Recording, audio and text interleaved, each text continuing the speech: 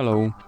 In this video I will show you how to change alarm ringtone on Samsung Galaxy Tab Active4 Pro. So you have to start with opening your clock application, then click on your alarm, and here you have alarm sound and you can click on that, and now click on ringtone, and here you can choose another ringtone from this list, and then simply click back, and as you can see my ringtone is now changed. So that's it for this video. If you liked it, please remember to leave like and subscribe.